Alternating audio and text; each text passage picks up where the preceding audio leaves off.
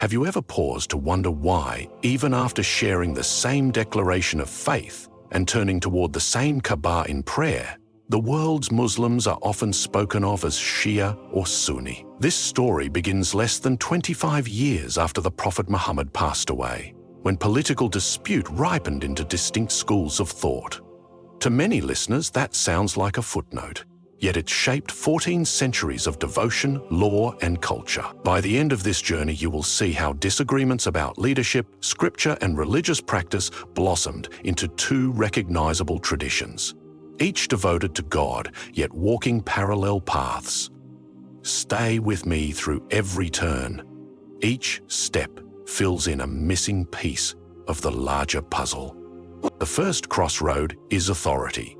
Sunni Muslims hold that the Prophet left the community to choose its own leaders by consultation, so they look to the four rightly guided caliphs: Abu Bakr, Umar, Uthman, and Ali, as legitimate successors. Their view relies on reports such as one preserved by al-Bukhari, where the Prophet is quoted as saying, "The best people are those of my generation, then those who follow them, then those who follow them," encouraging trust in that early circle. Sahih al-Bukhari, Book 62, 2508. Shia Muslims, meanwhile, believe that guidance had to remain within the Prophet's family, beginning with Ali, whom they call the first Imam.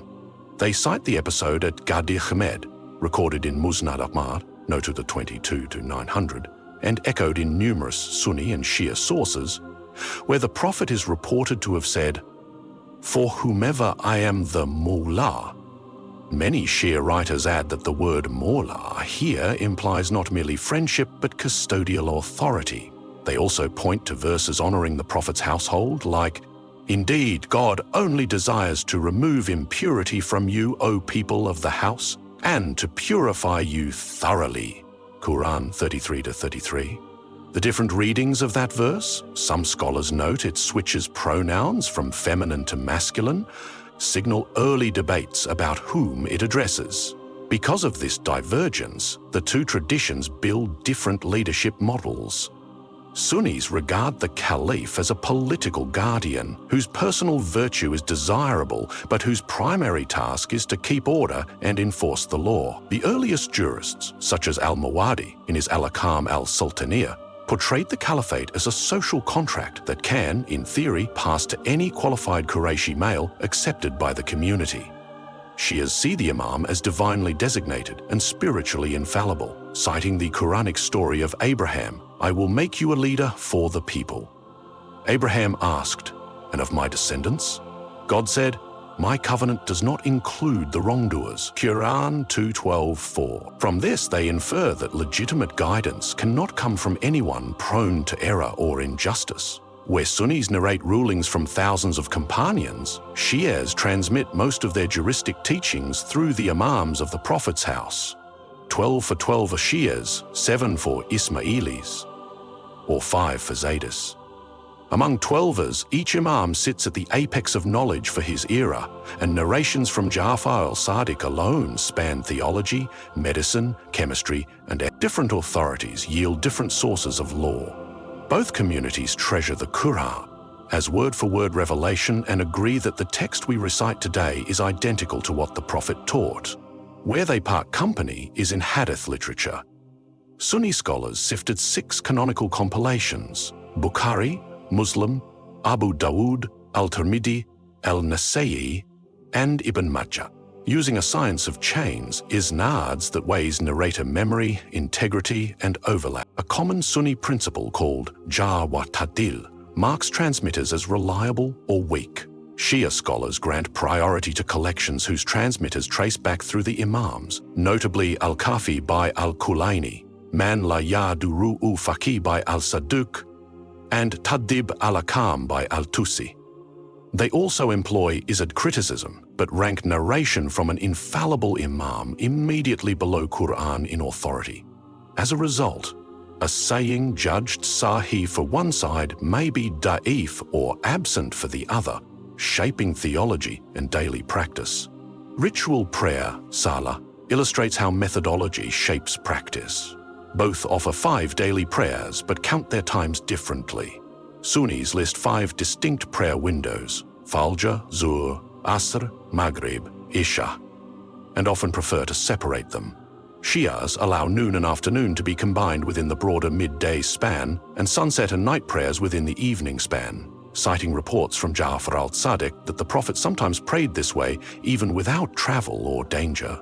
Historically, some Sunni scholars, such as Ibn Abbas, narrated similar combinations, though the common Sunni preference is separation.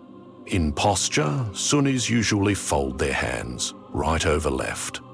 Above the navel for Hanafis, on the chest for Shafis and Hanbalis. Shias rest their arms straight by their sides, a stance they say is closer to the Prophet's practice as described in Al-Kafi. 334 and inferred from the silence of Quran 2014, which commands establish the prayer without mentioning hand-folding. When bowing to the ground, Shias place the forehead on a small clay tablet, Turba, from Karbala or any pure earth, invoking the verse, God created you from earth, and to it he will return you. Quran 70. Sunnis touch the bare floor or a prayer mat.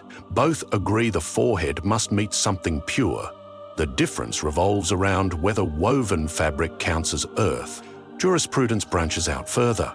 Sunni law divides into 4 abiding schools: Hanafi, Maliki, Shafi'i, and Hanbali.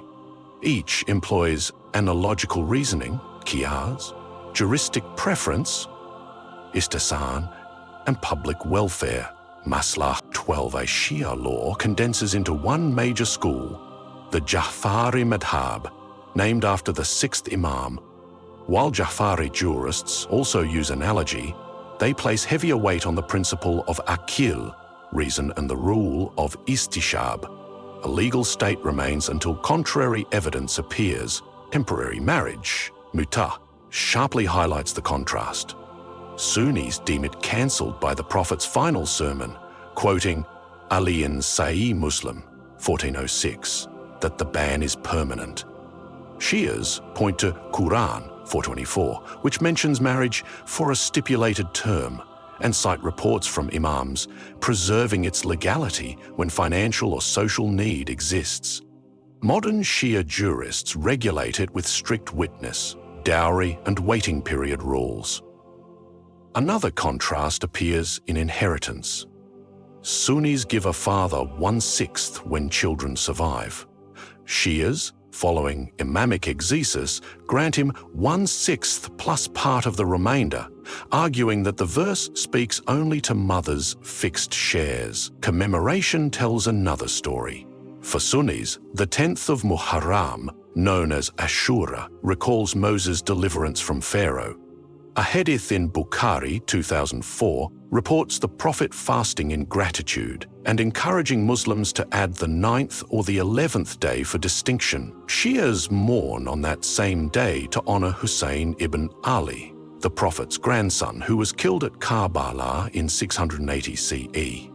The tragedy's emotional power stems partly from eyewitness sermons recorded by Al-Tabari and Abu Miknaf, describing thirsty children and the severed heads of Hussein and his companions.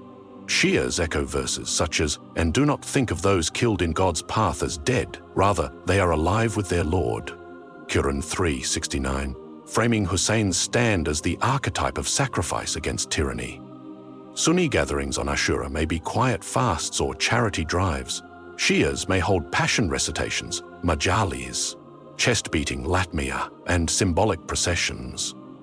The rituals differ, but both spring from devotion.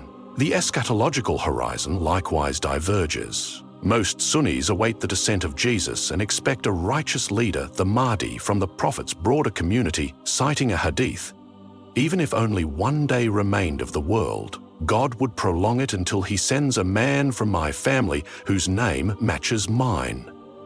Sunan Abi Dawud 42:83. 12 Shias believe the 12th Imam, Muhammad al-Mahdi, entered occultation in 874 CE and will re-emerge to fill the earth with justice. They quote the Prophet's saying, preserved by al-Sadiq, "The earth will never be without a proof of God." and reference Quran 24:55, promising authority to those who believe and do good. Ismaili Shias interpret the promise through a living hereditary imam. Zaydi Shias expect any descendant of Hassan or Hussein who rises with sword and justice.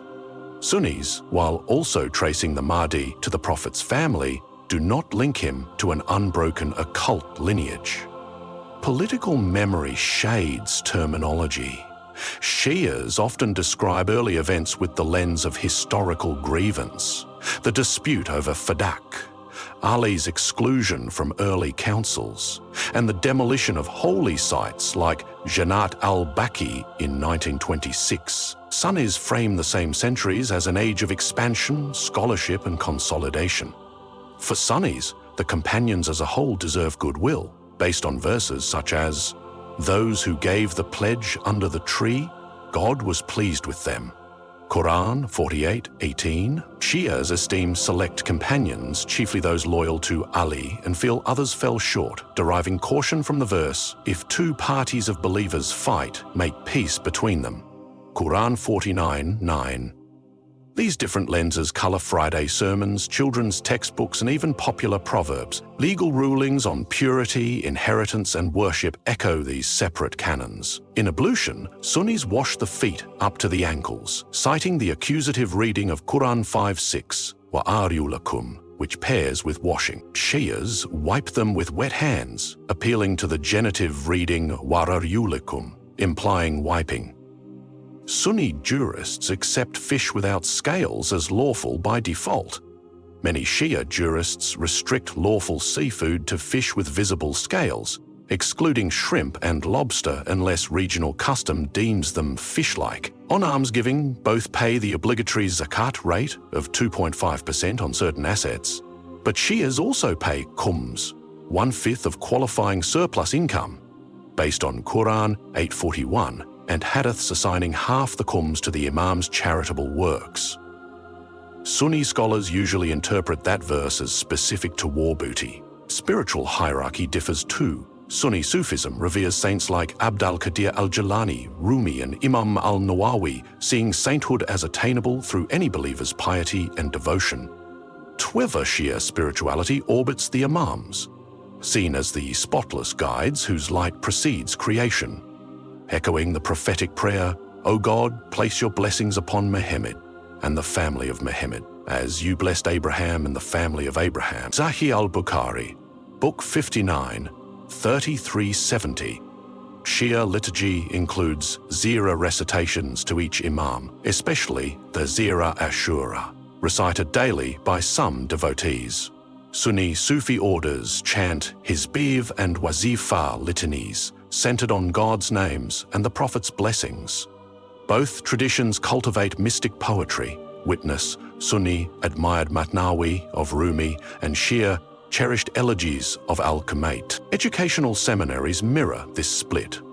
Sunni centers like Al-Azhar, founded 972 CE, Dar al-Ulum Deoband, 1866 CE, and the University of Medina, 1961 CE, train scholars in Quran, the four madhabs, hadith criticism, and modern disciplines. The Shia Hawza of Najaf, dating to the 4th Islamic century, and the modern seminary city of Qom focus on imanic jurisprudence, rational theology, ilm al-kalam, and philosophy from Mullah Sadra to contemporary thinkers. Curricula overlap in grammar and logic, yet branch in hadith collections, dialectical method, and history of the caliphate. A Najaf student spends years mastering Usul al-Fiqh through texts like Kifayat al-Usul, while an Azharite devotes parallel time to Alfiyat ibn Malik in grammar and Badl al-Ma'un in hadith. Demographics give the conversation larger scale. Roughly 85% of the world's 1.9 billion Muslims identify as Sunni, with Shia populations forming majorities in Iran, Iraq, Bahrain, and Azerbaijan, and significant minorities in Pakistan, India, Lebanon, the Gulf, and East Africa. Other countries who have Sunni-bound model, Iran, Egypt, and Malaysia, and Sigjet, Pakistan, Turkey, Oman, Jordan, And these simple numbers affect mosque architecture, media channels, and pilgrimage routes. For example, the Shia shrine cities of Najaf and Karbala draw millions each year for Arba'in, a 40-day commemoration of Hussein's martyrdom. Sunnis, meanwhile, undertake voluntary visits to Jerusalem, Damascus, Bukhara, and the graves of scholars like Imam al-Shafi'i in Cairo, though the only pilgrimage counted as Hajj is to Mecca, binding both communities in common rites. Despite contrasts, both traditions share core pillars: belief in one God, prophethood of Muhammad, daily prayer, fasting in Ramadan, almsgiving to the needy, and pilgrimage to Mecca. They cherish the Quran in its current form and seek the Prophet's example as final proof. Where they diverge, scriptural interpretation, historical memory, and juristic method shape distinct yet sincere attempts to walk in God's light. Understanding these nuances can replace suspicion with informed respect. In closing, the story of Shia and Sunni Muslims is not a tale of two religions, but of one faith channeled through different lenses. Leadership, sources of law, ritual details, and historical commemorations set them apart, yet shared scripture, shared destiny, and shared devotion bind them together. By knowing precisely where the paths fork, Imamate versus Caliphate, Hadith Compendia, Prayer Form, Jurisprudence, and Eschatology, we grasp the real differences without erasing the deeper unity. As the Quran affirms, "Indeed, this community of yours is one community, and I am your Lord, so worship me." Quran 21:92. Recognizing that oneness, while acknowledging diversity, may be the most faithful step any seeker can take